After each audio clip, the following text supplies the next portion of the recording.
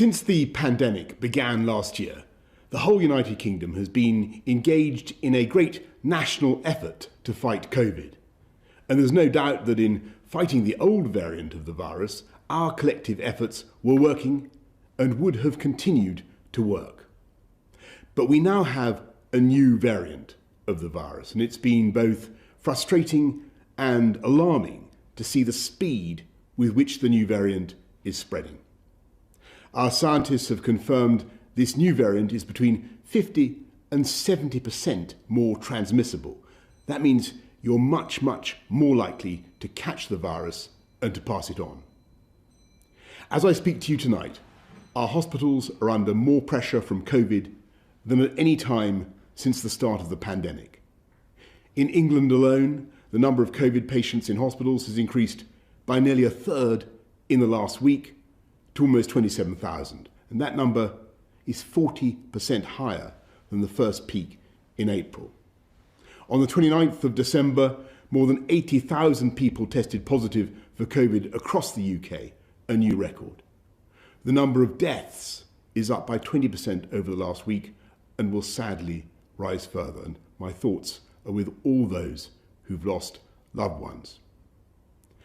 With most of the country already under extreme measures, it's clear that we need to do more together to bring this new variant under control while our vaccines are rolled out.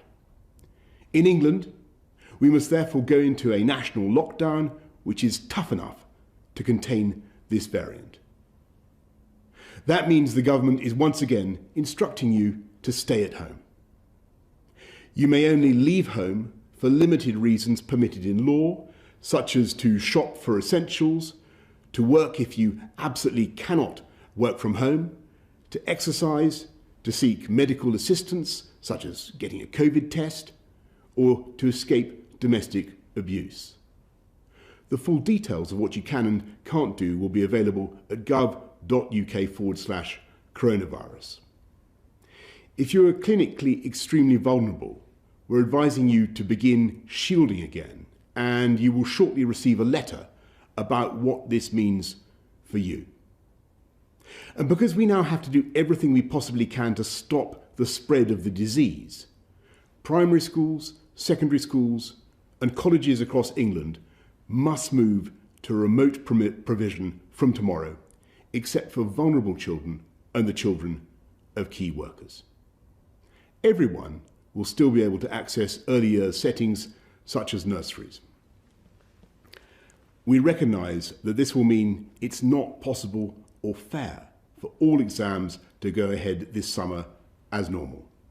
The Education Secretary will work with Ofqual to put in place alternative arrangements. We will provide extra support to ensure that pupils entitled to free school meals will continue to receive them while schools are closed, and we will distribute more devices to support remote education.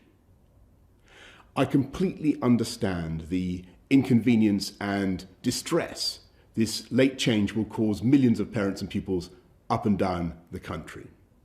Parents whose children were in school today may reasonably ask why we did not take this decision sooner. And the answer is simply that we have been doing everything in our power to keep schools open because we know how important each day in education is to children's life chances. And I want to stress that the problem is not that schools are unsafe for children. Children are still very unlikely to be severely affected by even the new variant of COVID. The problem is that schools may nonetheless act as vectors for transmission, causing the virus to spread between households. Today, the United Kingdom's chief medical officers have advised that the country should move to alert level 5, meaning that if action is not taken, NHS capacity may be overwhelmed within 21 days. Of course, there is one huge difference compared to last year. We're now rolling out the biggest vaccination programme in our history. So far, we in the UK have vaccinated more people than in the rest of Europe combined. With the arrival today of the UK's own Oxford AstraZeneca vaccine, the pace of vaccination is accelerating. I can share with you tonight the NHS's realistic expectations for the vaccination programme in the coming weeks. By the middle of February, if things go well and with a fair wind in our sails, we expect to have offered the first vaccine dose to everyone in the 4 top priority groups identified by the Joint Committee on Vaccination and Immunisation. That means vaccinating all residents in a care home for older adults and their carers, everyone over the age of 70, all frontline health and social care workers, and everyone who is clinically extremely vulnerable. If we succeed in vaccinating all those groups, we will have removed huge numbers of people from the path of the virus. And of course, that will eventually enable us to lift many of the restrictions we have endured for so long. I must emphasise that even if we achieve this goal, there remains a time lag of 2 to 3 weeks from getting a jab to receiving immunity, and there will be a further time lag before the pressure on the NHS is lifted. So we should remain cautious about the timetable ahead.